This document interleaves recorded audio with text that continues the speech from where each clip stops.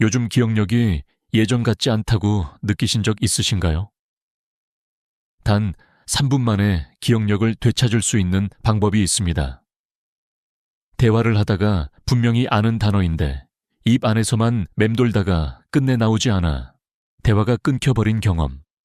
누구나 한 번쯤 있으실 겁니다.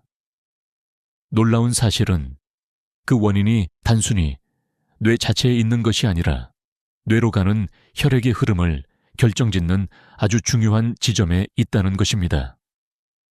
오늘 영상에서는 하루 5분, 손끝으로 가볍게 눌러주는 단순한 동작만으로 기억력과 말하기 능력을 되살릴 수 있는 비밀을 알려드리겠습니다. 저는 30년 넘게 뇌와 기억을 연구해 온 신경과 전문의입니다. 그러나 이 여정은 연구실에서 시작된 것이 아니라 제 가족의 아픈 기억에서 출발했습니다. 25년 전 어머니와 차를 마시던 중이었습니다. 어머니는 한참 동안 제 얼굴을 바라보시더니 머뭇거리며 이렇게 물으셨습니다. 너는 누구니? 그 순간 제 가슴은 산산이 부서졌습니다. 아들로서 저는 눈물이 쏟아졌고 의사로서 저는 반드시 답을 찾아야 한다는 사명감을 느꼈습니다. 그날 이후 저는 기억이 사라지는 진짜 이유를 끝까지 밝혀내겠다고 결심했습니다. 그리고 저는 누구도 쉽게 믿기 힘든 진실을 알게 되었습니다. 기억력이 떨어지는 대부분의 원인은 뇌세포가 죽어서가 아니라 뇌로 가는 혈류가 충분히 공급되지 않기 때문이었습니다. 아무리 정밀하고 복잡한 기관이라도 뇌는 결국 엔진과 같습니다. 작동하기 위해서는 연료가 필요합니다. 혈액이 산소와 영양분을 실어 나르지 못하면 뇌는 점점 둔해지고 기억은 희미해지며 하고 싶은 말조차 깊은 곳에 갇혀 나오지 못하게 됩니다. 좋은 소식은 이 흐름은 우리가 바꿀 수 있다는 사실입니다. 뇌로 가는 길은 완전히 막혀버린 일방 통행로가 아닙니다. 작은 자극으로도 다시 열 수 있습니다. 그 순간 기억은 돌아오고 말은 다시 흘러나옵니다. 저는 수백 명의 환자들이 단 몇 분의 간단한 실천만으로 눈빛이 밝아지고 목소리가 또렷해지며 자신감을 되찾는 것을 직접 보았습니다. 기억은 사라진 것이 아니라 단지 길을 잃었을 뿐이었습니다. 많은 사람들은 이렇게 말합니다. 나이 들면 다 그래. 하지만 그것은 단순한 핑계일 뿐입니다. 만약 나이가 원인이라면 왜 어떤 분들은 80이 넘어도 전화번호를 또렷하게 기억하는데 어떤 분들은 60에도 일상적인 기억을 잃어버릴까요? 답은 단순합니다. 뇌로 가는 혈류가 원활하냐, 막혀 있느냐의 차이입니다. 이제 몇 분 뒤면 저는 단순히 왜 기억력이 떨어지는지 설명하는 것을 넘어서 여러분이 직접 따라할 수 있는 구체적이고 쉬운 방법을 알려드릴 것입니다. 약도, 특별한 도구도 필요 없습니다. 오직 여러분의 손끝만 있으면 됩니다. 오늘 이 영상을 끝까지 보신다면 아마 이렇게 말하게 될 것입니다. 아, 나는 아직 괜찮구나. 내 기억은 되돌아올 수 있구나. 지금부터 시작하겠습니다. 기억은 왜 사라질까요? 많은 사람들은 나이가 들어서 당연히 기억력이 떨어진다고 생각합니다. 그러나 과연 나이만이 원인일까요? 실제로 환자들을 살펴보면 같은 연령대임에도 어떤 분은 여전히 명확한 기억력과 집중력을 유지하고 또 다른 분은 대화조차 이어가기 힘들어합니다. 이 차이는 어디에서 비롯되는 걸까요? 그 해답은 바로 뇌로 가는 혈류, 즉 피의 흐름에 있습니다. 뇌는 하루 24시간, 단 한순간도 쉬지 않고 일합니다. 우리가 생각하고, 감정을 느끼고, 새로운 정보를 저장하고, 필요할 때 꺼내 쓰는 모든 과정은 뇌에서 일어나지만 이 과정이 가능하려면 반드시 산소와 영양분이 공급되어야 합니다. 그 공급의 통로가 바로 피, 혈류입니다. 피가 도달하지 못하는 순간 뇌는 활동을 멈추고 기억은 희미해지기 시작합니다. 세포가 죽어서가 아니라 세포가 영양분을 공급받지 못하기 때문에 기능이 떨어지는 것입니다. 제가 만난 환자 중 한 분은 65세 남성이었습니다. 그는 늘 머리가 하얘진다는 표현을 썼습니다. 중요한 약속을 기억하지 못하고 대화 도중 단어가 막혀버리곤 했습니다. 하지만 MRI 검사에서는 심각한 뇌 손상이 발견되지 않았습니다. 대신 뇌혈류 검사에서 피가 원활히 흐르지 않는 부분이 확인되었습니다. 즉, 그의 기억력 문제는 세포 자체의 문제가 아니라 혈액 공급의 문제였던 것입니다. 과학적 근거도 이를 뒷받침합니다. 일본에서 진행된 한 연구에서는 뇌로 가는 혈류가 감소하면 단기 기억을 담당하는 해마 히포참풋 부위의 활성도가 급격히 떨어진다는 사실이 확인되었습니다. 혈류가 정상적으로 흐르면 뇌파가 안정되고 정보 저장 능력이 회복되지만 혈류가 줄어들면 단순한 단어조차 떠올리기 어려워졌습니다. 여러분이 단어가 혀끝에 걸려 나오지 않는다는 경험을 하는 이유는 단순히 뇌가 늙어서가 아니라 뇌로 가는 피의 길이 잠시 좁아졌기 때문입니다. 특히 목, 어깨, 등과 같은 부위가 뻣뻣하게 굳으면 그곳을 지나는 혈관이 눌리면서 뇌로 가는 피가 줄어듭니다. 결국 기억력 저하는 몸의 경직과 순환의 문제에서 시작되는 것입니다. 여기서 중요한 사실은 이 과정은 되돌릴 수 있다는 것입니다. 길이 막혀 있다면 다시 열면 됩니다. 혈류는 살아있는 강과 같아서 조금만 자극해주면 다시 흐를 수 있습니다. 저는 임상 현장에서 이 단순한 원리를 확인했습니다. 몇 분간 특정 부위를 자극하자 환자들의 눈이 반짝이고 말이 끊기지 않고 이어지는 경험을 하게 된 것입니다. 그 순간 저는 확신했습니다. 기억은 나이가 아니라 혈류의 문제라는 것을요. 여러분은 아마 이렇게 반문하실 수 있습니다. 정말 그렇게 간단할까? 피가 흐른다고 기억이 되살아날까? 네, 그렇습니다. 뇌는 우리가 생각하는 것 이상으로 예민하고 정직한 기관입니다. 피가 닿으면 바로 반응하고 피가 막히면 즉각 침묵합니다. 문제는 우리가 이 단순한 원리를 잊고 모든 원인을 나의 탓으로만 돌린다는 것입니다. 앞으로 저는 기억력이 떨어지는 진짜 원인이 어디에 있는지, 그리고 뇌로 가는 혈류를 어떻게 회복할 수 있는지 구체적인 방법을 보여드릴 것입니다. 나이가 들어도 또렷하게 살아가는 사람들과 그렇지 못한 사람들의 갈림길은 바로 여기에 있습니다. 여러분도 지금 이 순간부터 그 길을 선택할 수 있습니다. 기억은 사라지는 것이 아니라 돌아올 수 있는 것입니다. 피가 막히는 길목, 바로 여기서 기억의 운명이 갈립니다. 뇌로 가는 혈류는 단순히 머릿속에서만 이루어지는 것이 아닙니다. 목을 지나 어깨를 거쳐 등까지 우리 몸 전체의 혈관망을 따라 흘러갑니다.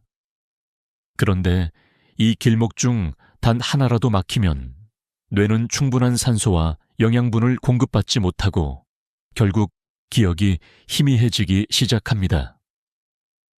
제가 수많은 환자들을 만나며 발견한 가장 중요한 지점은 귀 뒤쪽, 목덜미 아래 움푹 들어간 자리입니다. 한의학에서는 이를 풍지혈이라 부르고 신경학에서는 뇌혈류가 집중적으로 모이는 관문으로 설명합니다. 이 작은 지점이 굳어버리면 피는 더 이상 위로 오르지 못합니다. 그러면 단어가 떠오르지 않고 대화가 끊기며 집중력이 흐려지기 시작하는 것이죠. 사실 이 지점은 우리의 생활 습관 때문에 쉽게 막힙니다. 하루 종일 스마트폰을 보며 고개를 숙이고 텔레비전을 보면서 장시간 같은 자세로 앉아 있으면 목과 어깨의 근육이 단단히 수축됩니다. 근육이 단단해진다는 것은 단순한 뻣뻣함이 아니라 혈류의 통로가 압박을 받는다는 뜻입니다. 결국 뇌로 가는 길목이 서서히 좁아지고 기억이 길을 잃기 시작합니다. 여기서 중요한 사실은 풍지혈만이 유일한 길목이 아니라는 점입니다. 어깨 역시 뇌로 가는 피의 고속도로와 같습니다. 어깨가 굳으면 혈류는 위로 올라가지 못하고 중간에서 막혀버립니다. 그래서 많은 환자들이 어깨가 늘 무겁다, 등이 결린다고 말할 때 단순히 근육통이 아니라 뇌로 가는 혈류가 원활하지 않다는 신호일 가능성이 큽니다. 또 한 가지 자주 놓치는 길목은 바로 목입니다. 고개를 숙인 채 오랜 시간 책이나 스마트폰을 보면 목 뒤 근육이 점점 뻣뻣해집니다. 그 사이로 지나가는 혈관은 압박을 받아 혈류 속도가 느려지고 결국 뇌는 필요한 연료를 공급받지 못하게 됩니다. 나이가 들수록 이런 현상은 더 쉽게 일어나고 그 결과 기억력이 급격히 저하되는 것입니다. 과학적 연구도 이를 뒷받침합니다. 영국에서 진행된 한 연구에서는 목과 어깨의 근육 긴장이 심할수록 뇌혈류 속도가 최대 20% 이상 떨어진다는 결과가 나왔습니다. 단순히 근육이 뻣뻣한 것이 아니라 실제로 뇌로 가는 피의 흐름이 줄어든다는 뜻입니다. 그리고 이 작은 차이가 기억을 선명하게 만들 수도 흐릿하게 만들 수도 있습니다. 저는 임상 현장에서 환자들에게 귀 뒤쪽 풍지혈을 자극하거나 어깨와 등을 풀어주라고 권했습니다.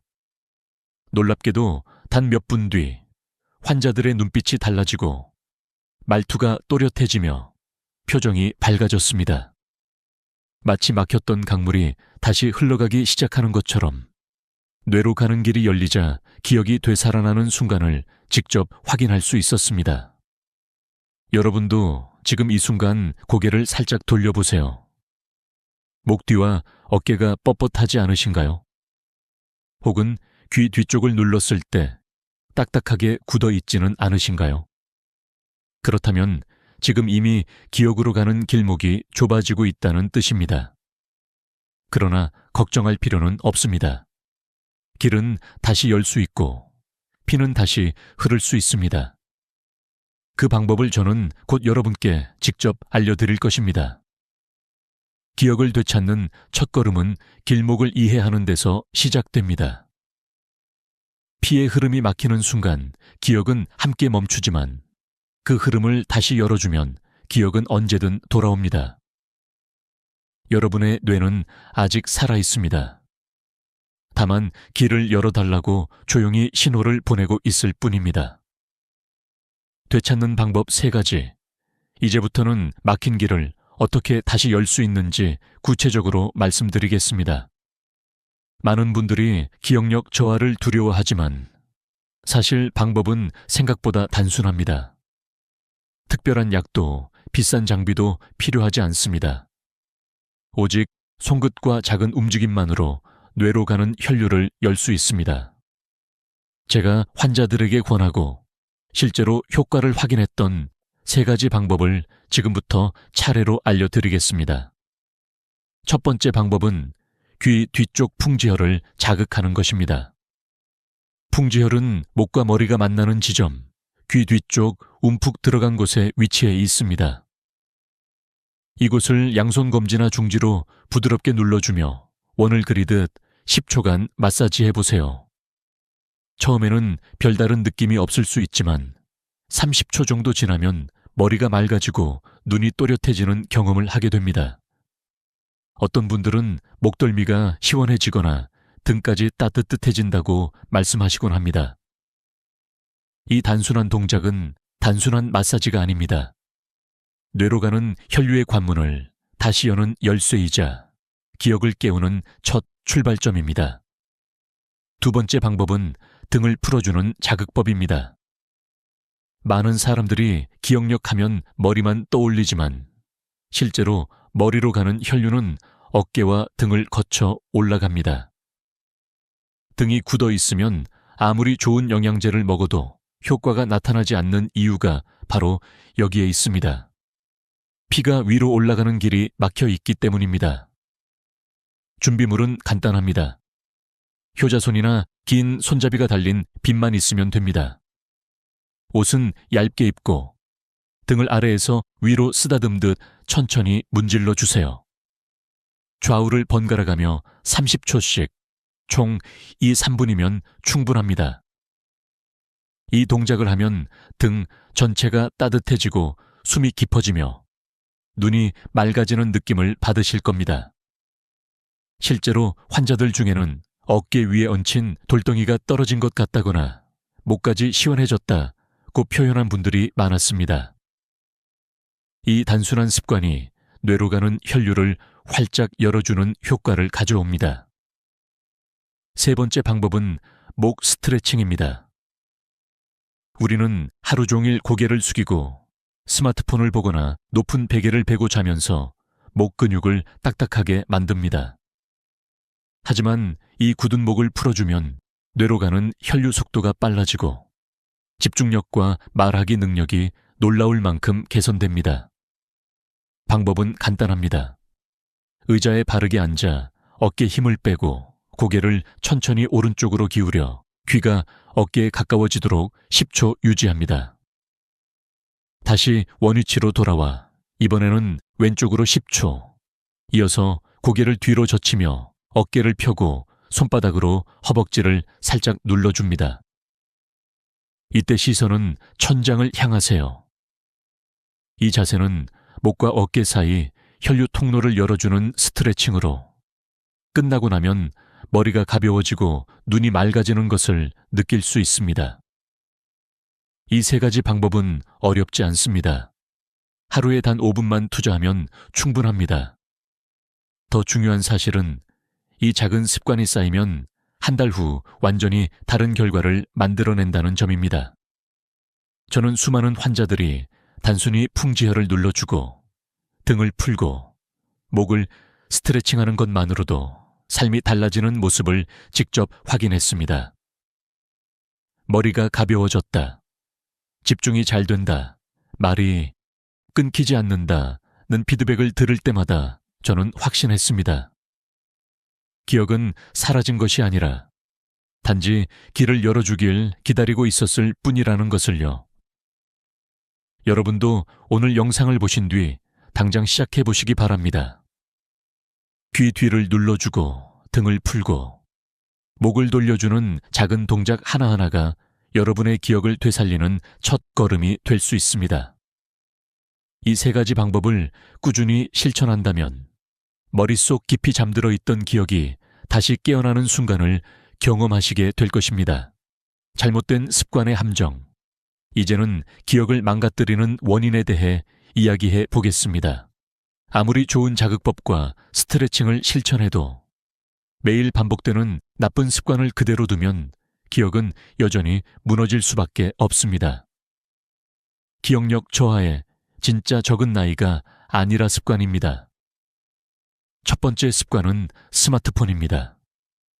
요즘 세대뿐 아니라 어르신들까지 하루 종일 스마트폰을 손에 쥐고 계십니다. 문제는 고개를 푹 숙인 채 작은 화면을 오래 바라본다는 점입니다. 이 자세는 목 뒤 근육을 과도하게 긴장시키고 풍지혈을 눌러 혈류를 차단합니다. 일본 도쿄대학 연구팀에 따르면 하루 평균 4시간 이상 스마트폰을 고개 숙인 채 사용할 경우 뇌로 가는 혈류가 15% 이상 감소한다고 합니다. 단어가 자꾸 막히고 대화가 끊기는 원인은 단순히 나이가 아니라 이 습관에서 비롯되는 것입니다. 해결책은 간단합니다. 화면을 눈높이에 맞추고 고개를 세운 상태로 보시는 습관으로 바꿔야 합니다. 두 번째 습관은 높은 베개입니다. 많은 분들이 푹신하고 높은 베개에서 자야 숙면이 된다고 생각하지만 사실 높은 베개는 밤새도록 뇌로 가는 혈류를 차단하는 함정입니다. 경희대 의과대학의 연구 결과에 따르면 높은 베개를 사용할 경우 수면 중 뇌혈류 속도가 최대 20%까지 감소한다고 합니다. 아침에 일어났을 때 머리가 무겁거나 눈이 침침한 이유가 바로 여기에 있습니다. 기억을 살리고 싶다면 머리와 목이 일직선이 되도록 낮은 베개를 선택하는 것이 중요합니다. 세 번째 습관은 장시간 같은 자세로 앉아 있는 것입니다. 드라마를 보거나 뉴스를 시청하면서 소파에 깊숙이 파묻혀 두세 시간을 꼼짝 않고 앉아 있으면 등과 어깨, 목 근육이 모두 굳어 혈류가 막힙니다. 서울대 노인의학연구소의 조사에 따르면 하루 평균 2시간 이상 같은 자세로 앉아 있는 노인의 70%가 기억력 저하와 집중력 감소를 호소했습니다. 하지만 광고 시간마다 단 1분이라도 일어나 어깨를 돌리고 목을 스트레칭하면 혈류가 회복되어 기억력에 큰 도움이 됩니다. 이처럼 우리 일상에 깊이 배어 있는 세 가지 습관, 스마트폰을 고개 숙여보는 습관, 높은 베개에서 자는 습관, 장시간 같은 자세로 앉아 있는 습관, 은둔해 보이지 않게 우리의 기억을 갉아먹습니다. 그러나 동시에 이 습관을 고치는 것만으로도 기억은 되살아날 수 있습니다. 임상에서 만난 환자들 중 많은 분들이 운동을 열심히 해도 기억이 좋아지지 않는다고 말씀하셨습니다. 하지만 습관을 고치고 나서부터는 달라졌습니다. 하루 10분도 채 되지 않는 작은 변화가 한 달 뒤에는 또렷한 기억력으로 이어졌습니다. 실제로 74세 환자 한 분은 베개를 바꾸고 TV 시청 중 매번 일어나 스트레칭을 하신 뒤 예전에는 외우지 못하던 전화번호를 자연스럽게 기억해 내셨습니다. 그분은 울먹이며 이렇게 말씀하셨습니다. 내 머리가 아직 살아있구나. 다시 나를 되찾은 것 같아요. 기억을 지키는 싸움은 거창한 것이 아닙니다. 거대한 치료법도 값비싼 약도 필요 없습니다. 단지 잘못된 습관을 바로잡는 작은 실천이 우리의 뇌를 지켜줍니다. 여러분이 지금 어떤 습관을 가지고 계신지가 기억력의 운명을 좌우합니다. 지금 당장 스마트폰을 눈높이에 올려보세요. 오늘 밤 베개를 낮춰보세요. TV를 보다가 광고가 나오면 자리에서 일어나 어깨를 돌려보세요. 그 작은 행동 하나가 10년 젊은 기억력을 돌려줄 수 있습니다. 기억을 지키는 약속. 이제 마지막으로 드리고 싶은 말씀은 단순한 정보가 아니라 삶을 바꾸는 실천입니다. 아무리 좋은 방법을 알고 있어도 꾸준히 실천하지 않으면 변화는 찾아오지 않습니다. 기억력 회복은 의지가 아니라 습관의 힘에서 나옵니다. 저는 환자들에게 항상 작게, 그러나 매일 하라라고 강조합니다. 실제로 병원에서 만난 한 70대 어르신은 처음에는 열정적으로 풍지혈 마사지와 목 스트레칭을 시작했지만 일주일도 채 지나지 않아 잊어버리고 포기하곤 했습니다. 그러나 그분이 변화한 순간은 실천표를 만들었을 때였습니다. 냉장고, 거울, 화장실 문 같은 눈에 잘 보이는 곳에 월요일엔 풍지혈, 화요일엔 등 풀기, 수요일엔 목 스트레칭. 이렇게 요일별로 적어두신 겁니다. 결과는 놀라웠습니다. 3주가 지나자 그분은 이젠 TV를 보다가도 오늘이 무슨 날인지 저절로 떠오른다고 하셨습니다. 작은 표 한 장이 뇌를 깨우는 시작이 된 것입니다. 또 다른 환자 74세 이종섭 어르신은 더 극적인 경험을 하셨습니다. 평소엔 스마트폰 없이는 전화 한 통도 걸지 못하던 분이었는데 어느 날 외출 중에 휴대폰 배터리가 꺼져버렸습니다. 순간 당황했지만 집으로 돌아와 집 전화를 들고 숫자를 하나씩 눌러 내려갔습니다. 놀랍게도 손가락이 스스로 움직였고 아들의 전화번호가 자리마다 또렷하게 떠올랐습니다. 신호음이 울리고 아들의 목소리가 들리자 눈물이 터져 나왔다고 합니다. 그분은 말했습니다. 아, 내가 아직 괜찮구나. 내 머리가 다시 살아났구나. 이것은 단순히 숫자를 기억했다는 의미가 아닙니다. 나 자신을 다시 찾았다는 증거였습니다. 여러분, 기억은 결코 늦지 않았습니다. 오늘 밤 TV를 보다가 잠깐 고개를 돌리고 어깨를 풀어보세요. 내일 아침 귀 뒤를 눌러 풍지혈을 자극해보세요. 그 작은 움직임 하나가 머릿속 깊이 잠들어 있던 기억을 깨울 수 있습니다. 중요한 건 크고 거창한 변화가 아니라 작지만 꾸준한 반복입니다. 저는 30년 연구와 임상 경험을 통해 확신합니다. 기억을 지키는 힘은 매일의 선택에 달려 있습니다. 잘못된 습관을 버리고 작은 실천을 반복하며 가족과 함께 웃고 대화하는 순간이 곧 최고의 뇌 훈련입니다. 기억은 사라지는 것이 아니라 우리가 돌려설 수 있는 것입니다. 오늘 이 영상을 끝까지 함께 해주셔서 감사합니다. 만약 이 이야기가 마음에 와닿으셨다면 좋아요와 구독을 눌러주시고 소중한 분들과 꼭 공유해주세요. 여러분의 작은 클릭 하나가 누군가의 기억을 지켜주는 시작이 될 수 있습니다. 여러분의 기억 절대 늦지 않았습니다. 오늘부터 다시 깨어나기 시작합니다. 모든 채소는 몸에 좋다. 평생 그렇게 믿어왔습니다. 하지만 그 믿음이 제 아내의 신장을 무너뜨릴 뻔했습니다. 의사였던 저조차도 눈앞에서 벌어진 현실 앞에서 충격을 감출 수 없었습니다. 당뇨와 고혈압을 앓던 아내는 매일같이 건강하다 믿었던 채소들을 먹었습니다. 그런데 그 건강한 식탁이 사실은 염증을 키우는 불씨였던 겁니다. 병원 검사에서 드러난 수치들은 냉혹했고 수십 년 의사로 살아온 저를 무너뜨릴 만큼 충격적이었습니다. 그날 이후 저는 한 사람의 남편으로서 또 한 사람의 의사로서 제 신념을 뿌리째 흔드는 질문을 마주했습니다. 채소는 정말 모두 몸에 이로운가? 사람들은 흔히 채소라면 무조건 건강에 좋을 것이라고 생각합니다. 저 역시 그렇게 가르쳤고 믿었으며 환자들에게도 권했습니다. 그런데 제 아내의 사례는 그 믿음을 송두리째 깨뜨렸습니다. 의학 교과서 어디에도 자세히 쓰여 있지 않은 그러나 환자들의 몸에서 실제로 일어나고 있던 채소의 양면성을 직면하게 된 것입니다. 어떤 채소는 약처럼 작용해 생명을 살리지만 어떤 채소는 독처럼 작용해 혈관을 갉아먹고 염증을 쌓아 올리며 몸을 서서히 무너뜨립니다. 저는 다시 연구실로 돌아갔습니다. 수백 편의 논문을 찾아보고 최신 임상 데이터들을 뒤적이며 매일같이 채소 하나하나의 성분을 재검토했습니다. 그 과정에서 알게 된 사실은 단순했습니다. 우리가 나이 들수록 필요한 채소는 따로 있고 반드시 피해야 할 채소 또한 명확히 존재한다는 것입니다.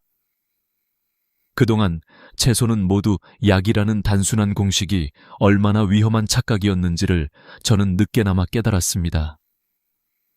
저는 이 이야기를 숨기고 싶지 않았습니다. 왜냐하면 아내가 겪은 고통은 다른 노인 환자분들이 겪지 않아야 할 일이었기 때문입니다. 여러분이 지금 이 영상을 보고 계신다면 어쩌면 비슷한 고민을 안고 있을지도 모릅니다. 혈당이 오르내려서 걱정이신가요? 이유 없이 피곤하고 몸이 무거우신가요? 혹은 늘 챙겨 먹던 채소가 과연 진짜 내게 좋은지 의심해 본 적 있으신가요? 그렇다면 이 이야기는 바로 여러분을 위한 것입니다. 오늘 제가 말씀드릴 내용은 단순히 채소 목록을 나열하는 것이 아닙니다. 오랜 세월 동안 환자 곁을 지키며 쌓은 임상 경험과 과학이 밝혀낸 영양학적 진실, 그리고 무엇보다 한 사람의 가족을 살리고 싶었던 절박함이 함께 녹아 있습니다. 이 영상은 채소를 바라보는 여러분의 시각을 완전히 바꿔놓을 것입니다. 저는 올해로 82 노년 내과 전문의 박성철입니다. 45년 동안 대학병원과 요양병원에서 노인의 식생활, 혈관, 신장 질환만을 연구해왔습니다. 그 시간 동안 수천 명의 환자들을 보며 제가 배운 것은 하나입니다. 무엇을 먹느냐가 그 사람의 인생을 바꾼다. 단순히 건강을 지키는 차원이 아니라 노년의 삶의 질, 나아가 존엄까지 결정짓는 문제입니다. 저는 지금부터 오랫동안 제 환자들이 가장 많이 물었던 질문에 답하려 합니다. 박사님, 도대체 뭘 먹어야 합니까? 뭘 피해야 합니까? 아마 여러분도 같은 질문을 품고 계실 겁니다. 그리고 오늘 저는 그 답을 분명하게 말씀드릴 겁니다. 하지만 본격적인 이야기에 들어가기 전에 한 가지 부탁을 드리고 싶습니다. 지금 이 영상을 어느 지역에서 보고 계신가요? 서울인가요? 부산인가요? 아니면 제주일까요? 댓글에 남겨주시면 저는 여러분의 건강 여정을 꼭 기억하겠습니다. 저는 아내의 눈물에서 출발해 이 진실을 마주했습니다. 그리고 지금은 수많은 어르신들께 그 깨달음을 나누며 두 번째 인생을 살고 있습니다. 앞으로 이어질 이야기는 단순히 지식 전달이 아니라 실제로 여러분의 몸을 변화시키고 삶을 되살릴 수 있는 열쇠가 될 것입니다. 어떤 채소는 뇌를 살리고 어떤 채소는 조용히 심장을 무너뜨립니다. 우리가 먹는 그 한 끼가 약이 될지 독이 될지는 결국 우리의 선택에 달려 있습니다. 이제 저는 여러분과 함께 그 선택의 길을 하나씩 밝혀나가겠습니다. 오늘 들으실 이야기는 그 어떤 건강 상식보다도 현실적이고 그 어떤 의학 논문보다도 가슴 깊이 다가올 것입니다.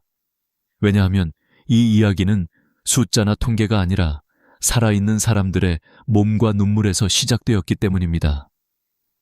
이제부터 채소에 숨겨진 진짜 얼굴을 보여드리겠습니다. 아내의 병실을 떠올리면 아직도 가슴이 먹먹합니다. 당뇨 합병증으로 입원했을 때 검사 결과지를 보는 순간 저는 말을 잃었습니다. 수십 년 동안 환자들의 혈액 수치와 진단지를 봐왔지만 제 가족의 수치에서 그토록 큰 이상을 발견했을 때의 충격은 달랐습니다. 혈당은 계속 치솟고 있었고 신장 기능은 눈에 띄게 악화되고 있었습니다. 그런데 아내가 먹어온 음식은 남들이 다 좋다고 말하는 채소들이었습니다. 이 모순은 저를 깊은 의문 속으로 빠뜨렸습니다.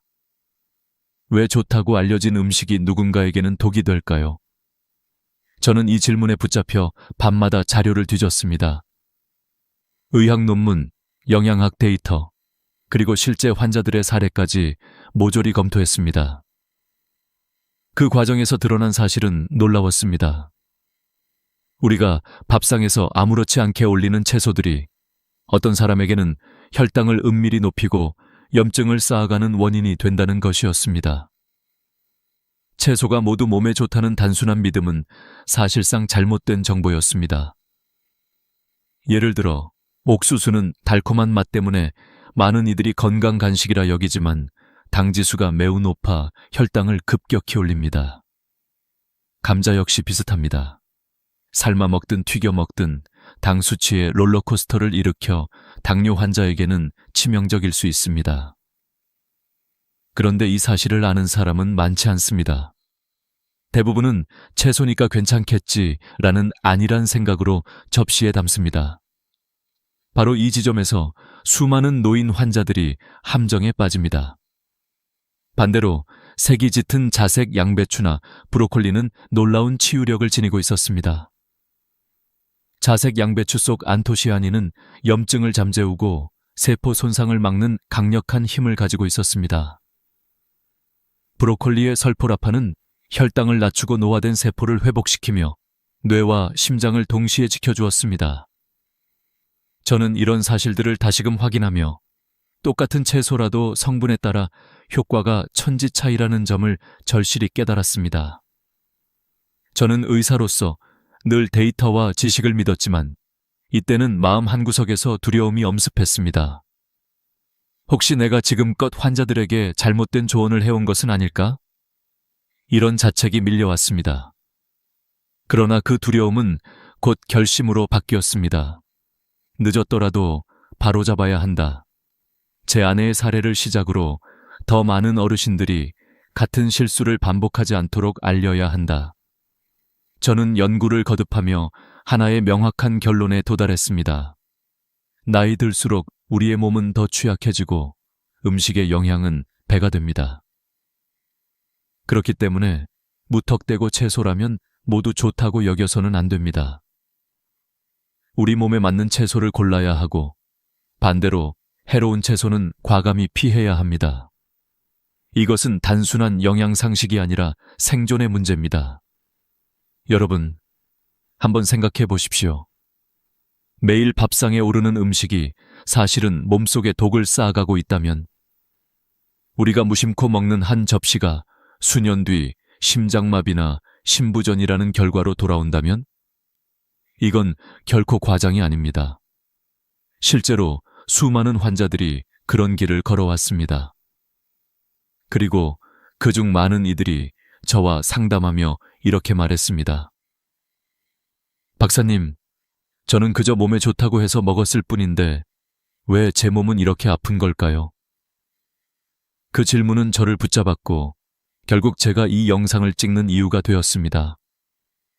저는 오늘 이 자리에서 숨겨진 채소의 진실을 낱낱이 드러내고자 합니다. 우리의 몸은 단순하지 않습니다. 사람마다 대사 능력과 면역력, 혈관 상태가 다릅니다. 그렇기에 어떤 채소는 약이 되고 어떤 채소는 독이 됩니다. 이 간단하지만 무거운 진실을 받아들이는 순간 우리는 비로소 건강의 열쇠를 손에 쥐게 됩니다. 제가 드리고 싶은 메시지는 분명합니다. 모든 채소가 좋은 건 아니다. 그 말 속에는 우리 노년의 삶을 지켜낼 중요한 힌트가 숨어 있습니다. 여러분이 앞으로 무엇을 먹을지, 무엇을 피할지는 여러분의 혈관과 장기, 그리고 수명을 좌우할 것입니다. 저는 그 길을 밝혀드리기 위해 이 자리에 있습니다. 이제부터는 실제 사례와 함께 어떤 채소들이 삶을 바꾸었는지를 보여드리겠습니다. 저는 환자들과 함께 걸어온 길에서 놀라운 회복의 순간들을 숱하게 보아왔습니다. 그 중에서도 채소를 제대로 섭취했을 때 일어난 기적 같은 변화는 아직도 제 가슴에 선명합니다.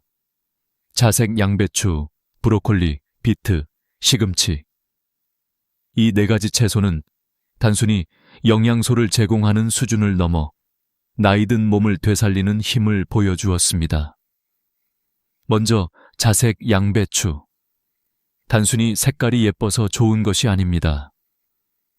보랏빛 속에 숨어있는 안토시아닌은 세포 손상을 막고 만성 염증을 잠재우는 강력한 무기입니다.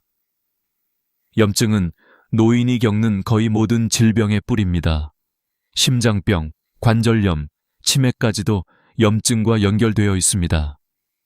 그런데 자색 양배추를 꾸준히 섭취하면 몸속 불씨 같은 염증이 잦아들고 마치 오래된 벽돌집의 균열을 메우듯 신체가 다시 단단해집니다.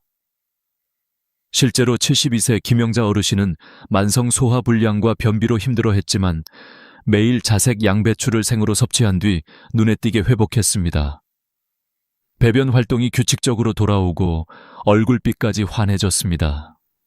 저는 그녀의 미소에서 다시금 음식의 힘을 느꼈습니다. 브로콜리 또한 빼놓을 수 없습니다.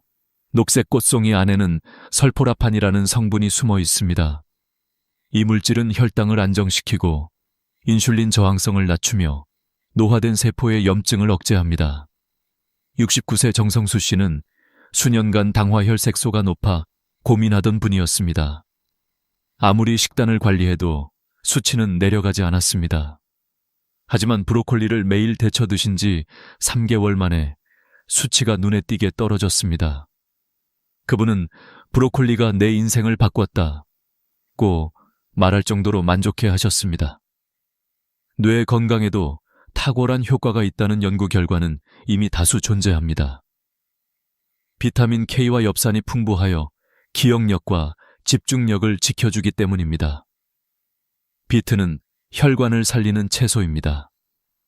그 속에 든 질산염은 체내에서 산화질소로 바뀌어 혈관을 확장시킵니다. 덕분에 혈압이 내려가고 뇌 혈류가 개선됩니다. 75세 이순옥님은 오후만 되면 기운이 빠져 아무것도 못하던 분이었습니다. 하지만 비트 스무디를 꾸준히 드신 뒤 활력을 되찾았습니다. 기억력마저 눈에 띄게 좋아졌다고 말씀하셨습니다. 붉은 빛깔의 베타인은 세포의 노화를 늦추는 항산화제 역할까지 했습니다. 단순히 피로 회복이 아니라 삶 전체가 달라진 것입니다. 마지막으로 시금치. 이 채소는 노인에게 눈과 뇌를 지키는 방패와 같습니다. 루테인과 제아잔틴은 노화로 약해지는 망막을 보호하고 시력 저하를 늦춥니다. 또한 철분과 마그네슘, 엽산이 고르게 들어있어 혈액을 만들고 신경을 안정시킵니다. 80세 오정희 씨는 안구 건조와 골다공증으로 힘들어했지만 매일 시금치를 섭취한 뒤 눈의 피로가 줄고 골밀도 수치가 향상되었습니다. 그녀는 이제 다시 책을 읽고 세상을 또렷하게 볼 수 있다며 웃음을 되찾았습니다. 이렇듯 채소 하나하나가 사람의 삶을 바꾸는 열쇠가 되기도 합니다. 중요한 것은 그냥 먹는 것이 아니라 어떻게, 어떤 형태로 먹느냐입니다. 자색 양배추는 생으로 샐러드에 넣어 먹을 때 가장 효과적이고, 브로콜리는 살짝 찌거나 마늘과 함께 볶을 때 효능이 극대화됩니다. 비트는 스무디로 섭취할 때 흡수율이 높으며, 시금치는 살짝 데쳐 나물로 무쳐 먹으면 옥살산 걱정 없이 즐길 수 있습니다. 여러분, 이 4가지 채소는 단순한 식재료가 아닙니다. 한 사람의 노년을 활기차게 만들고 삶을 새롭게 열어주는 친구입니다. 어제보다 오늘, 오늘보다 내일 더 건강한 몸을 원한다면 이 4가지 채소를 반드시 기억하시기 바랍니다. 이제 우리는 반대로 몸을 무너뜨리는 채소들의 진실을 마주해야 합니다. 지금까지는 우리 몸을 살리는 채소들을 보았습니다. 하지만 모든 채소가 약이 되지는 않습니다. 오히려 어떤 채소는 나이가 들수록 조용히 도구로 작용해 건강을 위협합니다. 우리는 그것을 잘 알지 못한 채 매일 밥상에 올려왔습니다. 아내의 사례가 그렇듯이 좋다는 이름 아래 몸을 무너뜨리는 채소들이 분명 존재합니다. 첫 번째는 옥수수입니다. 달콤하고 고소한 맛 때문에 많은 분들이 간식으로 즐겨왔지만 옥수수는 혈당 지수가 높은 대표적인 채소입니다. 특히 나이가 들어 췌장이 약해진 상태에서 옥수수를 자주 섭취하면 혈당이 급격히 상승하고 인슐린 분비가 불안정해집니다. 66세 박모 씨는 간단히 먹을 수 있다는 이유로 통조림 옥수수를 늘 식탁에 올렸습니다. 그러나 정기검진에서 공복 혈당이 130을 넘고 당화혈색소까지 높아져 결국 당뇨 진단을 받았습니다. 그는 건강한 채소라고만 믿었다며 충격을 받았고, 지금은 옥수수를 완전히 끊고 다른 대체 식품으로 관리하고 있습니다. 두 번째는 감자입니다. 우리에게 너무 친숙한 식재료지만 감자는 혈당을 급격히 올려 당뇨와 고혈압 위험을 동시에 높입니다.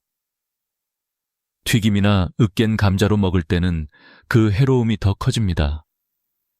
72세 이문수 씨는 매일 저녁 감자를 즐겨 먹다가 갑작스러운 고혈압 진단을 받았습니다. 식단 상담을 통해 감자의 영향을 깨달은 그는 지금은 고구마로 바꾸어 먹습니다. 고구마는 혈당 지수가 낮고 식이섬유가 풍부하여 훨씬 안정적입니다.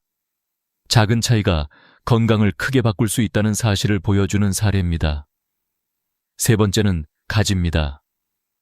보랏빛이 아름다운 가지는 일부 사람에게 예상치 못한 문제를 일으킬 수 있습니다.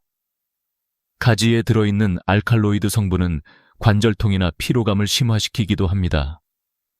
실제로 68세 여성 환자는 관절염을 앓고 있었는데 가지 요리를 먹은 날이면 몸이 무겁고 통증이 심해졌습니다.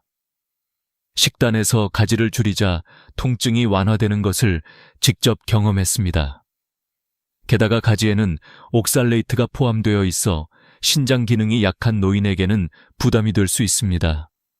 이처럼 몸에 좋다는 말만 믿고 섭취하다가는 오히려 고통을 키우는 결과를 맞을 수 있습니다. 네 번째는 통조림 토마토입니다. 겉으로 보기에는 신선한 토마토와 다를 것 없어 보이지만 통조림 내부의 코팅 성분인 BPA는 토마토의 산성과 반응해 음식에 섞여 나옵니다. 이 물질은 호르몬 교란을 일으키고 장기적으로 심혈관 질환과 부정맥을 악화시킬 수 있습니다. 70세 김현우 씨는 간편하다는 이유로 통조림 토마토 소스를 자주 사용했는데 어느 날 갑작스러운 부정맥 증상을 경험했습니다. 상담 끝에 BPA와 과도한 나트륨 섭취가 원인 중 하나일 수 있다는 사실을 알게 되었고, 이후 신선한 토마토로 직접 소스를 만들어 드시며 건강을 되찾았습니다. 여러분, 채소라고 해서 모두 안전하지는 않습니다. 옥수수와 감자처럼 혈당을 흔드는 채소, 가지처럼 특정 증상을 악화시키는 채소, 그리고 통조림 토마토처럼 보이지 않는 화학 물질이 스며드는 가공 채소까지. 이들은 나이가 들어갈수록 우리 몸을 더욱 무너뜨립니다. 중요한 것은 무조건 피하는 것이 아니라 자신의 몸 상태를 이해하고 선택하는 것입니다. 혈당이 불안정하다면 옥수수와 감자를 줄이고, 관절염이 있다면 가지를 조심해야 합니다. 또 가공식품 대신 신선한 재료를 선택하는 지혜가 필요합니다. 좋은 채소는 뇌와 심장을 지키지만 나쁜 채소는 조용히 몸을 갉아먹습니다. 우리는 늘 약과 독을 동시에 밥상 위에 올리고 있는 셈입니다. 그 차이를 아는 순간 건강의 주도권은 여러분의 손에 들어옵니다. 이제 저는 과학과 실제 경험을 바탕으로 어떻게 하면 이 채소들의 영양을 올바르게 구분하고 적용할 수 있는지 말씀드리겠습니다. 나이가 들수록 음식이 단순한 영양 그 이상의 의미를 지니게 됩니다. 그 한 끼가 혈관의 운명을 바꾸고 신장의 수명을 결정하며 삶의 활력을 되찾아주기도 합니다. 그렇기 때문에 저는 임상 현장에서 과학적 데이터와 실제 경험을 결합해 환자들에게 설명해 왔습니다. 오늘 이 자리에서도 여러분께 같은 방식으로 말씀드리고자 합니다. 먼저 혈당 관리입니다. 미국 당뇨학회에서 발표한 자료에 따르면 혈당 지수 GI가 높은 식품은 2형 당뇨 발생 위험을 최대 40%까지 높일 수 있습니다. 옥수수와 감자가 대표적입니다. 단순히 배부름을 채우는 음식 같지만 반복적인 혈당 스파이크는 췌장을 지치게 하고 결국 인슐린 저항성을 악화시킵니다. 실제로 저희 병원에 오셨던 70대 환자 중 상당수가 채소니까 괜찮다며 감자나 옥수수를 자주 드시다 당뇨 합병증에 시달렸습니다. 반대로 브로콜리와 자색 양배추 같은 채소는 혈당을 안정화시키는 효과가 과학적으로 입증되어 있습니다. 설포라판과 안토시아닌이 인슐린 민감도를 높이고 세포 염증을 줄이는 역할을 하기 때문입니다. 혈압과 혈관 건강도 빼놓을 수 없습니다. 영국 옥스퍼드 대학의 연구에서 비트를 꾸준히 섭취한 그룹은 평균 수축기 혈압이 7mmHg 이상 낮아졌습니다. 단순히 숫자가 내려간 것 이상의 의미가 있습니다. 혈압이 낮아도 뇌졸중 위험은 약 14%, 심장마비 위험은 약 9% 줄어든다는 데이터가 있습니다. 저와 함께 생활 습관을 바꾼 이순옥님이 기억력과 활력을 되찾은 것도 단순히 기분이 좋아진 차원이 아니라 뇌혈류 개선이라는 과학적 근거 위에서 설명할 수 있는 일입니다. 눈 건강에 있어서도 마찬가지입니다. 루테인과 제아잔틴이 풍부한 시금치는 망막을 보호합니다. 미국 국립안연구소 NIH의 발표에 따르면 이 두 성분은 노인성 황반 변성의 진행을 25% 이상 늦추는 효과가 있습니다. 실제로 오정희 씨가 시금치를 꾸준히 먹고 다시 책을 읽을 수 있게 된 것은 단순한 체험담이 아니라 과학적 뒷받침이 있는 사실입니다. 여기서 중요한 것은 지식만이 아닙니다. 저는 환자들에게 언제나 이렇게 말합니다. 내 몸은 실험실이다. 같은 음식을 먹어도 사람마다 반응은 다릅니다. 그렇기 때문에 데이터를 이해하는 동시에 자신의 몸의 변화를 세심하게 살펴야 합니다. 어떤 음식을 먹은 뒤 유독 피로가 심해지거나 관절이 뻣뻣해지거나 혹은 혈당이 쉽게 오르내린다면 그것이 바로 몸의 경고입니다. 가지가 어떤 이에게는 문제가 되듯 개인의 반응은 과학만으로 설명되지 않는 영역까지 존재합니다. 저는 의사로서 과학을 믿습니다. 하지만 남편으로서, 아버지로서, 또 한 사람의 인간으로서 저는 경험을 더 믿습니다. 논문에서 확인한 수치와 환자들의 몸에서 일어난 변화가 일치할 때 그 순간 비로소 확신이 생깁니다. 그리고 그 확신을 여러분께 전달하는 것이 지금 제 사명입니다. 여러분도 한번 스스로에게 물어보십시오. 나는 어떤 채소를 믿고 먹어왔는가? 그리고 그 결과 내 몸은 어떻게 반응했는가? 이 질문에 솔직하게 답하는 순간 건강을 지키는 첫 걸음이 시작됩니다. 좋은 채소를 선택하는 것은 단순히 식단 관리가 아니라 자기 몸을 존중하는 행위입니다. 반대로 나쁜 채소를 무심코 섭취하는 것은 스스로를 해치는 일과 다르지 않습니다. 이제까지 말씀드린 것은 단순한 이론이 아닙니다. 혈액검사 수치로, MRI 영상으로, 그리고 환자들의 웃음으로 증명된 사실입니다. 여러분의 선택은 곧바로 수치로, 건강으로, 삶의 질로 이어집니다. 저는 여러분이 더 이상 채소는 모두 좋다는 막연한 믿음에 머무르지 않기를 바랍니다. 그 대신 과학과 경험이 말해주는 진실을 따르길 바랍니다. 이제 마지막으로 제가 살아온 인생과 의사로서의 여정을 통해 얻은 가장 큰 교훈을 나누고자 합니다. 저는 80이 넘은 지금도 매일 아침 병원 노트를 펼칩니다. 수십 년간 수많은 환자들을 보며 얻은 결론은 단순하지만 무겁습니다. 당신이 먹는 것이 곧 당신의 내일을 만든다. 젊을 때는 잘 몰랐습니다. 몸이 강하고 회복력이 빠르니 무엇을 먹든 큰 문제가 없어 보였습니다. 그러나 나이가 들면 이야기가 달라집니다. 똑같은 음식을 먹어도 몸은 더 크게 반응합니다. 좋은 음식은 약처럼 힘을 주지만 나쁜 음식은 독처럼 병을 불러옵니다. 아내의 신장 수치를 보며 느낀 충격은 제 인생의 전환점이었습니다. 그때 저는 깨달았습니다. 지식만으로는 부족하다. 사랑하는 이를 살리고 싶다면 진짜 진실을 찾아야 한다. 그 마음이 저를 다시 공부하게 만들었고 결국 이렇게 여러분 앞에 서게 만들었습니다. 저는 이제 더 이상 단순히 의사가 아닙니다. 여러분과 같은 길을 걷는 동행자이자 먼저 걸어온 사람으로서 제 경험을 나누고 있을 뿐입니다. 저는 지금까지 4가지 몸을 살리는 채소와 4가지 몸을 해치는 채소를 말씀드렸습니다. 자색 양배추는 염증을 줄이고 장을 살립니다. 브로콜리는 혈당을 조절하며 심장과 뇌를 지켜줍니다. 비트는 혈관을 확장시켜 혈압을 낮추고 활력을 되찾아줍니다. 시금치는 눈과 뇌, 그리고 혈액을 살리는 보물 같은 채소입니다. 반대로 옥수수와 감자는 혈당을 무너뜨리고 가지는 관절과 신장을 괴롭히며 통조림 토마토는 화학물질과 나트륨으로 우리 몸을 갉아먹습니다.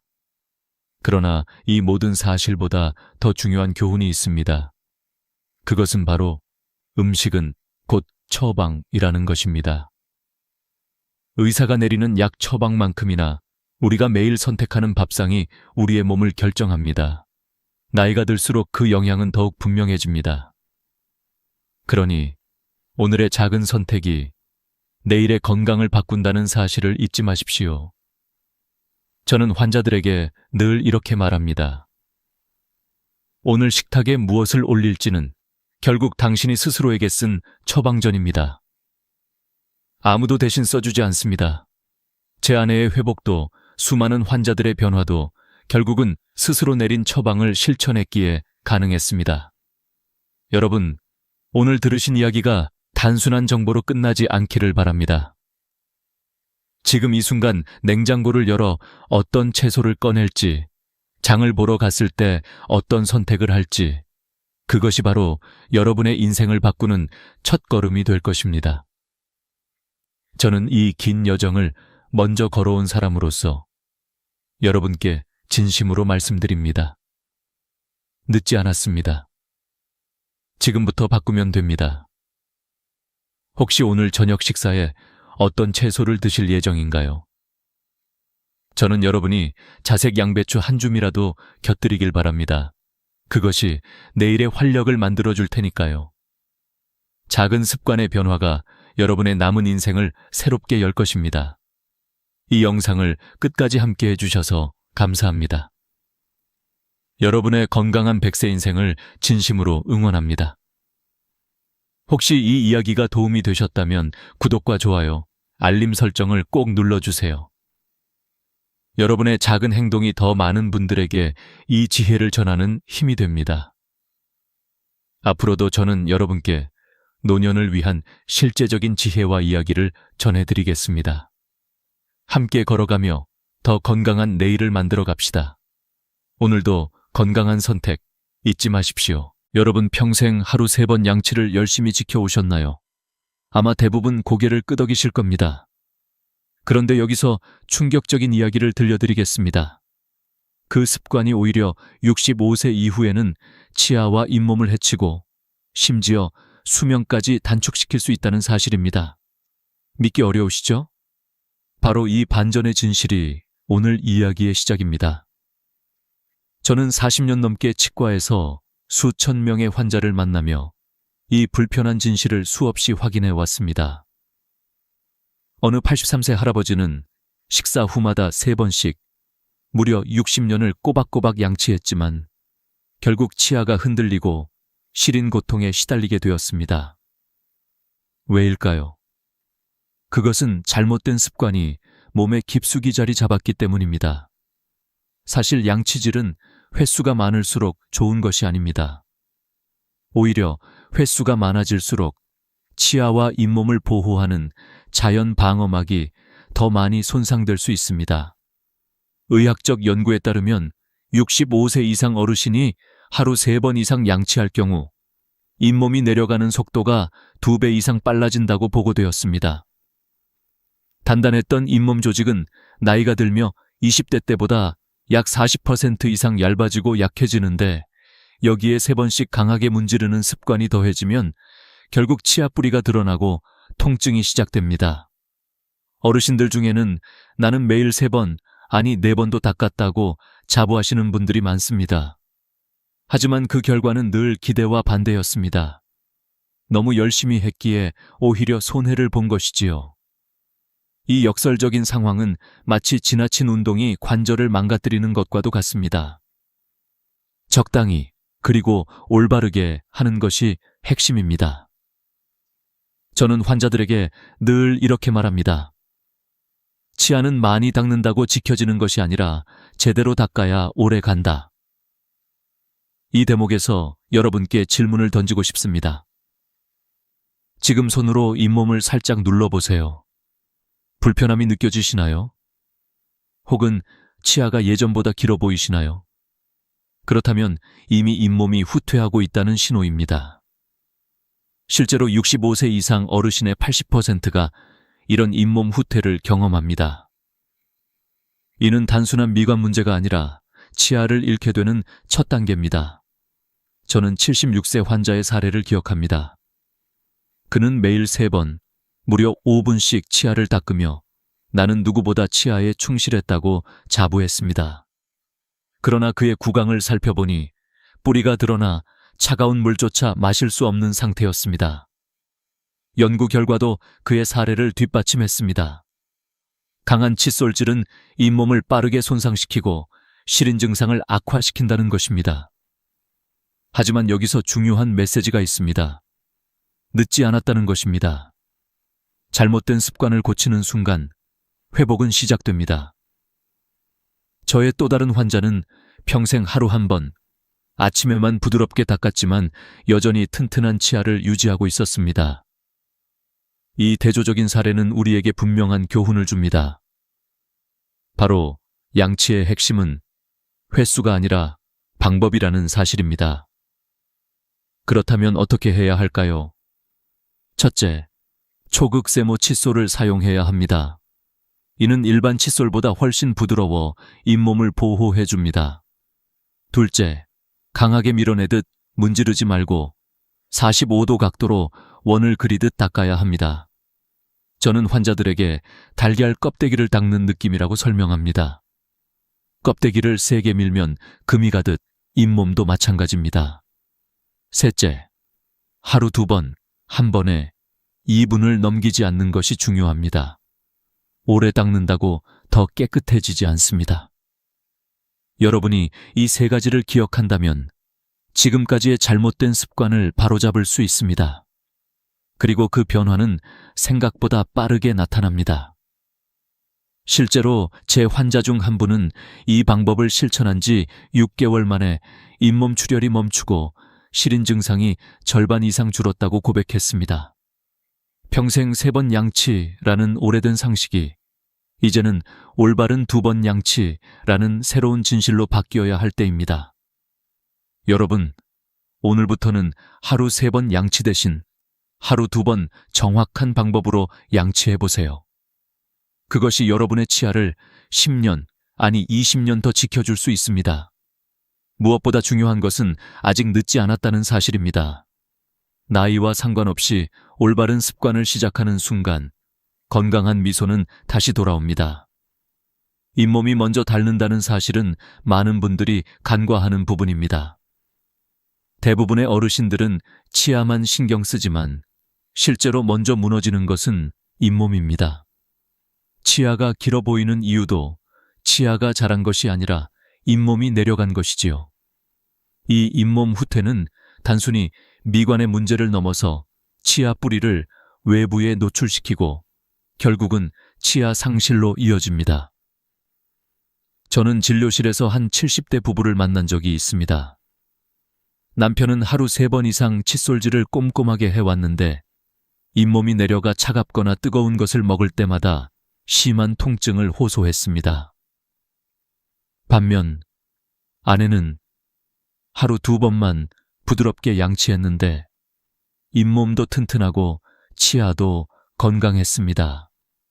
이 대비는 너무도 극명했습니다. 노력과 결과가 정반대로 나타난 것이지요. 의학적으로도 설명할 수 있습니다. 나이가 들면서 잇몸 조직은 점점 얇아지고 탄력을 잃습니다. 60대가 되면 잇몸 두께는 20대의 절반 수준으로 줄어들기도 합니다. 이런 상황에서 딱딱한 칫솔로 강하게 문지르면 잇몸은 쉽게 손상되고 치아 뿌리가 노출됩니다. 그 순간부터 찬물 한 잔조차 괴로움으로 바뀌는 것입니다. 한 연구 결과를 소개하겠습니다. 65세 이상 노인을 대상으로 조사했을 때 하루 3번 이상 강한 칫솔질을 하는 그룹은 하루 2번 부드럽게 양치하는 그룹에 비해 잇몸 후퇴 속도가 2배 이상 빠른 것으로 나타났습니다.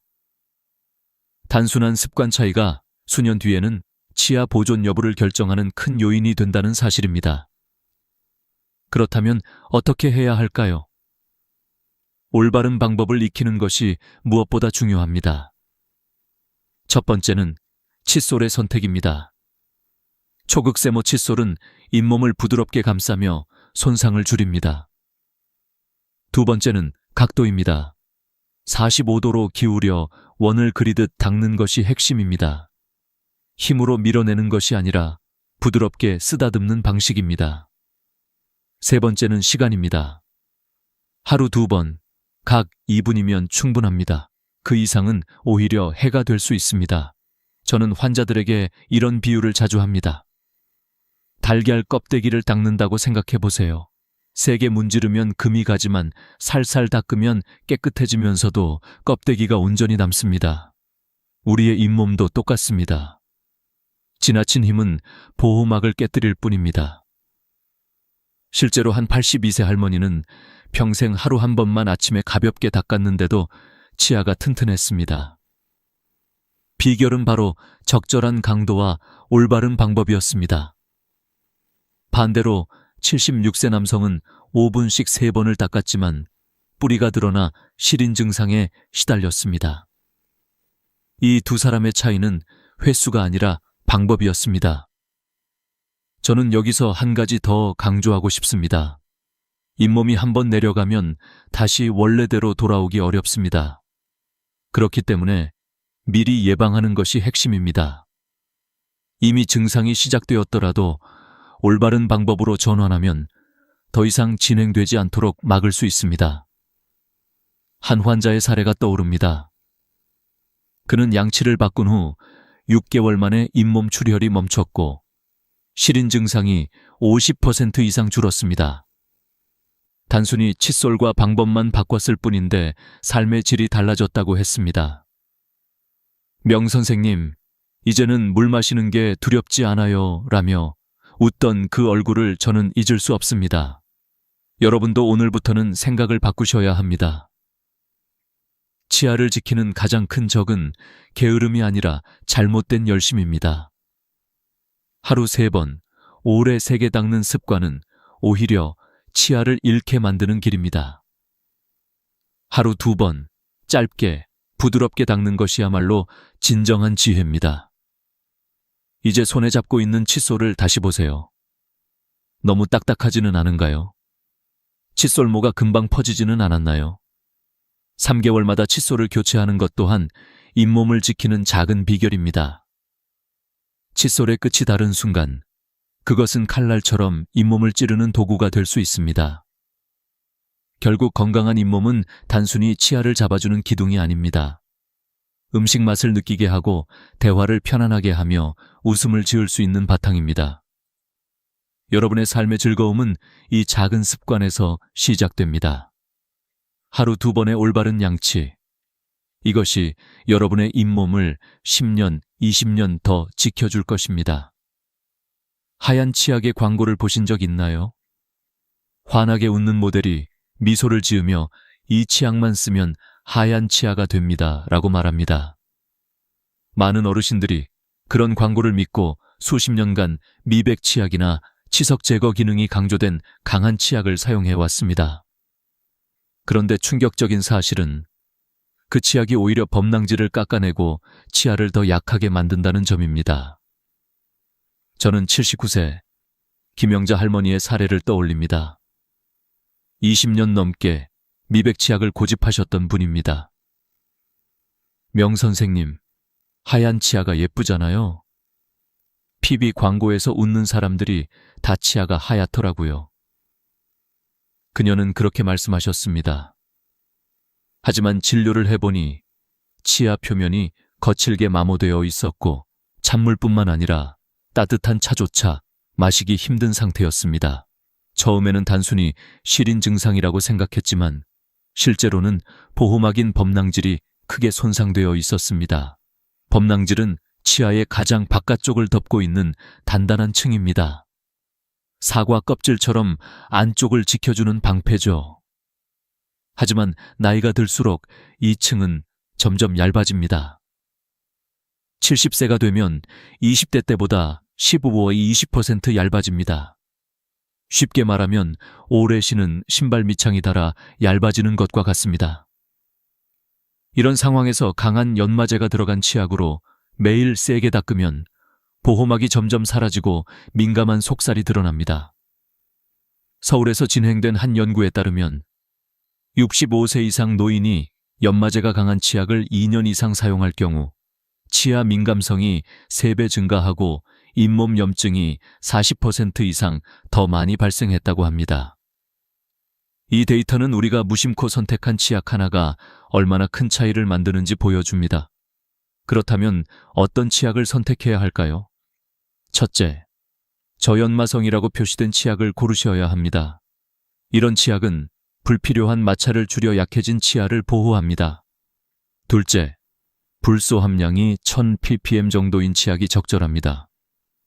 불소는 치아를 강화시키고 시린 증상을 완화하는 데 도움이 됩니다. 셋째, 민감성 치아용이라고 쓰여 있는 치약을 활용해 보세요. 이미 실인 증상이 있는 분들에게 큰 효과가 있습니다. 치약을 짜는 양도 중요합니다. 많은 분들이 길게 짜서 칫솔에 가득 묻히지만 사실 콩알만한 크기로도 충분합니다. 치약이 많다고 해서 더 깨끗해지는 것이 아니라 오히려 거품만 많아져 양치 시간을 줄이게 됩니다. 적은 양으로도 충분히 효과적입니다. 저는 환자들에게 늘 강조합니다. 치약은 치아를 지키는 약이 아니라 칫솔질을 도와주는 보조제일 뿐입니다. 결국 중요한 것은 치약의 종류와 양이 아니라 부드러운 칫솔질과 올바른 방법입니다. 치약은 마치 양념과 같습니다. 아무리 좋은 양념이라도 재료를 태워버리면 소용이 없습니다. 또 하나 주의할 점은 지나치게 자극적인 맛의 치약입니다. 강한 민트 향이나 화학 성분이 많은 치약은 순간적으로 상쾌한 느낌을 주지만 장기적으로는 잇몸과 점막을 자극할 수 있습니다. 특히 구강 건조증이 있는 어르신들에게는 이런 자극이 더 큰 불편함을 유발합니다. 한 환자는 치약을 바꾼 후 단 2주 만에 찬물을 마셔도 시리지 않다고 말했습니다. 작은 변화가 큰 차이를 만든 것이죠. 우리는 늘 큰 치료나 비싼 약을 찾아 나서지만 실제로는 치약 하나 바꾸는 것만으로도 삶의 질이 달라질 수 있습니다. 여러분의 치약은 지금 어떤가요? 혹시 강령 미백, 치석 제거라는 문구만 보고 선택하지는 않으셨나요?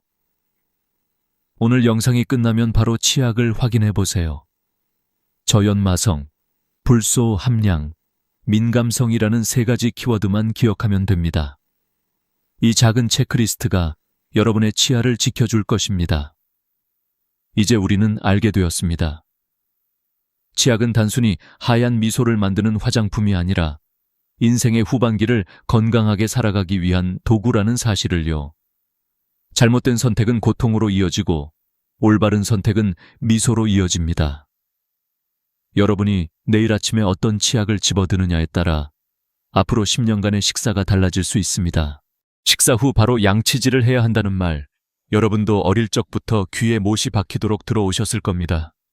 하지만 이 상식이 사실은 우리의 치아를 서서히 갉아먹는 주범이 될 수 있다는 사실 알고 계셨나요? 저는 수많은 어르신 환자들을 진료하면서 식후, 즉시 양치 습관 때문에 오히려 치아가 약해진 사례를 반복해서 보았습니다. 77세 오정환 할아버지는 군 생활을 오래 하시면서 철저한 위생 습관을 몸에 익히셨습니다. 밥 먹고 3분 이내에 반드시 양치한다는 규칙을 수십 년간 지켜오셨습니다. 하지만 정작 그의 치아는 심하게 마모되어 있었고 커피 한 모금조차 시려서 마실 수 없을 정도였습니다. 평생 지켜온 철저한 습관이 오히려 치아를 무너뜨린 셈이었습니다. 그 이유는 간단합니다. 우리가 음식을 먹으면 특히 과일, 주스, 탄산음료 같은 산성 음식은 치아 표면을 일시적으로 부드럽게 만듭니다. 이 상태에서 바로 칫솔질을 하면 약해진 범낭질이 그대로 벗겨져 나갑니다. 마치 젖은 흙벽을 손으로 문지르면 쉽게 무너지는 것과 같습니다. 연구에 따르면 식후 즉시 양치를 한 그룹은 30분 이상 기다린 그룹에 비해 치아 침식이 2.5배 더 많이 발생했습니다.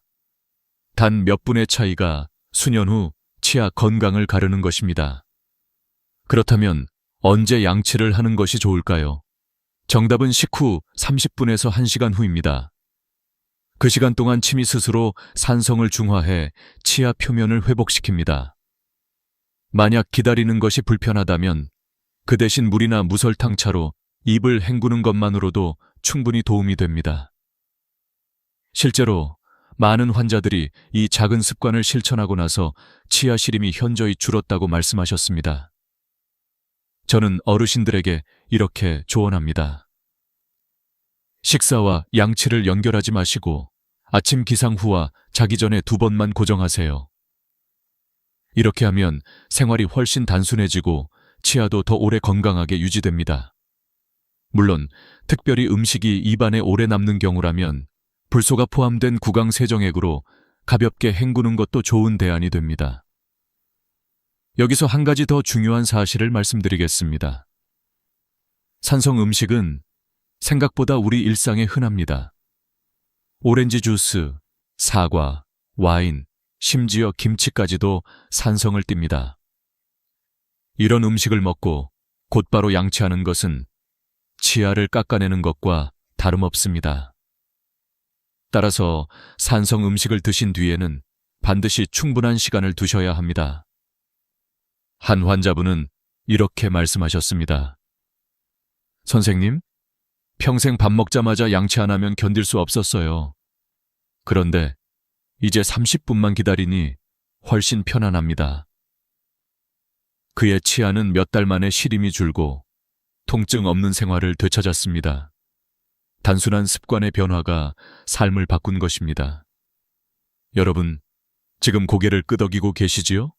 아마도 식후 즉시 양치를 당연하게 여겨왔던 분들이 많을 겁니다. 그러나 오늘부터는 생각을 바꾸셔야 합니다. 치아를 오래 지키는 길은 빠른 양치가 아니라 기다림입니다. 기다림이야말로 치아를 위한 최고의 선물입니다. 제가 강조하고 싶은 것은 이것입니다. 양치는 생활의 규칙이 아니라 과학의 원리에 맞추어야 한다는 점입니다. 단순히 빨리 닦아야 한다는 옛날식 습관에 머물지 말고 몸의 원리를 이해하고 그에 맞게 조정해야 합니다. 이렇게 할 때 진정한 치아 건강을 얻을 수 있습니다. 오늘부터는 밥을 먹고 나서 시계를 보세요. 최소 30분, 가능하다면 1시간 뒤에 칫솔을 드는 습관을 만들어 보세요. 그 작은 인내심이 10년 뒤 여러분의 치아를 지켜줄 것입니다. 여러분, 혹시 입이 자주 마르고 갈증이 심해지신 적이 있으신가요? 나이가 들어서 그렇겠지 하고 대수롭지 않게 넘기시는 분들이 많습니다. 하지만 구강 건조는 단순한 노화 현상이 아니라 충치와 잇몸 질환, 심지어 전신 건강까지 흔드는 심각한 신호일 수 있습니다. 저는 진료실에서 구강 건조 때문에 삶의 질이 무너진 환자들을 수없이 보았습니다. 85세 최영수 할아버지는 음식 맛이 잘 안 나고 입안이 늘 바싹 마른다며 저를 찾아오셨습니다. 검사해보니 충치가 7개나 생겼고 곰팡이 감염까지 동반되어 있었습니다. 원인은 당뇨병 약물이었습니다. 약물 조정을 하고 생활 습관을 바꾼 뒤 증상이 완화되자 식사량이 늘고 영양 상태도 크게 좋아졌습니다. 이처럼 구강 건조는 단순히 불편함이 아니라 건강 전반에 영향을 주는 문제입니다. 왜 구강 건조가 노년층에서 특히 위험할까요? 첫째, 침은 입안을 촉촉하게 하는 것 이상의 역할을 합니다. 침에는 항균 성분이 들어있어 세균 증식을 억제합니다. 둘째, 침은 음식을 부드럽게 씹고 삼키도록 돕고 소화의 첫 단계를 담당합니다. 그런데 65세 이후에는 침의 분비량이 2030% 감소합니다. 여기에 고혈압약, 우울증약, 알레르기약 등 흔히 복용하는 약물까지 침 분비를 억제하니 구강 건조는 더 심각해질 수밖에 없습니다. 구강 건조가 지속되면 어떤 일이 생길까요? 첫째, 충치 위험이 3배 이상 증가합니다. 침이 줄어들면 치아를 보호하는 자연 방어막이 사라지기 때문입니다. 둘째, 잇몸 질환이 악화됩니다. 침은 잇몸을 씻어내고 보호하는 역할을 합니다. 셋째, 곰팡이 감염 같은 구강 내 감염이 흔하게 발생합니다. 넷째, 음식 맛을 제대로 느끼지 못해 식욕이 떨어지고 결국 영양 부족으로 이어집니다. 다섯째, 말하기와 삼키기가 어려워져 사회적 고립감까지 생길 수 있습니다. 그렇다면 어떻게 관리해야 할까요? 첫 번째 방법은 물을 자주 조금씩 마시는 것입니다. 하루 8잔 이상이 이상적입니다. 두 번째는 무설탕 사탕이나 껌을 활용하는 것입니다. 침샘을 자극해 침 분비를 늘릴 수 있습니다. 세 번째는 인공침을 사용하는 것입니다. 약국에서 쉽게 구할 수 있는 인공침은 입안을 촉촉하게 유지하는 데 큰 도움이 됩니다. 네 번째는 알코올이 들어간 구강 세정제를 피하는 것입니다. 알코올은 입안을 더 건조하게 만듭니다. 다섯 번째는 가습기를 활용하는 것입니다. 특히 밤에 입으로 호흡하는 분들에게 꼭 필요합니다. 여섯 번째는 복용 중인 약물을 의사와 상담하는 것입니다. 구강 건조를 덜 유발하는 대체 약물이 있을 수 있습니다. 이 6가지 방법을 꾸준히 실천하면 구강 건조는 충분히 관리할 수 있습니다. 실제로 최영수 할아버지는 생활을 바꾼 뒤 다시 음식 맛을 느낄 수 있고 웃음도 많아졌다고 말씀하셨습니다. 단순히 입안이 촉촉해진 것 이상의 변화를 경험하신 것입니다. 여러분, 입안이 마른 증상을 결코 가볍게 여기지 마세요. 구강 건조는 충치와 잇몸 질환의 시작일 뿐 아니라 삶의 즐거움과 영양 상태까지 무너뜨릴 수 있습니다.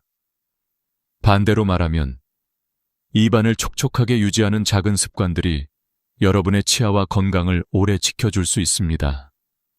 오늘부터 물을 자주 마시고 껌이나 사탕을 준비해 보세요. 그리고 약국에서 인공침을 찾아보시고 밤에는 가습기를 켜두세요. 이 작은 변화들이 쌓이면 어느 순간 달라진 자신을 발견하게 될 것입니다. 웃을 때 입안이 편안하고 음식을 먹을 때 즐거움이 돌아오고 사람들과 대화할 때 당당해지는 순간 말입니다.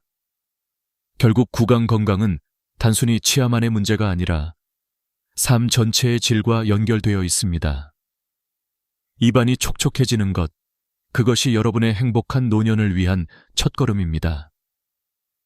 많은 분들은 구강 건강을 단순히 치아와 잇몸의 문제로만 생각합니다. 하지만 저는 40년 동안 수천 명의 환자를 보며 충격적인 사실을 확인했습니다. 구강의 작은 염증이 전신 건강, 나아가 수명까지 바꿀 수 있다는 점입니다.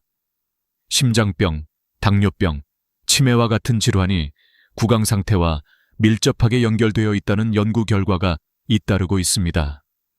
81세 이병철 할아버지의 사례가 대표적입니다. 그는 심장 질환으로 치료를 받던 중 갑작스레 상태가 악화되었습니다. 원인을 찾던 의사들은 놀라운 사실을 발견했습니다. 심각한 잇몸 감염이 혈류를 타고 심장에 영향을 주고 있었던 것입니다. 잇몸 치료를 시작한 뒤 심장 상태가 안정되었고 그는 증손자의 돌잔치에 건강하게 참석할 수 있었습니다. 이가 심장에 영향을 줄 수 있다니 믿을 수 없다라고 하셨지만 이는 과학적으로 입증된 사실이었습니다. 서울에서 진행된 연구에 따르면 심각한 잇몸 질환이 있는 65세 이상 노인은 그렇지 않은 노인에 비해 심장 질환 위험이 약 20% 높았습니다. 또 다른 연구에서는 잇몸 질환 환자가 치매에 걸릴 확률이 30% 이상 높다는 결과도 나왔습니다. 미국 하버드 의대 연구팀은 건강한 구강을 유지한 노인이 평균 6.4년 더 오래 산다고 보고했습니다. 단순히 이를 닦는 습관이 수명을 늘릴 수 있다는 뜻입니다. 그렇다면 우리는 어떤 습관을 가져야 할까요? 저는 환자들에게 6가지 처방전을 제시합니다. 첫째, 하루 2번 부드러운 초극세모 칫솔로 2분간 양치하세요. 둘째, 저연마 불소 민감성 치약을 콩알만큼만 사용하세요.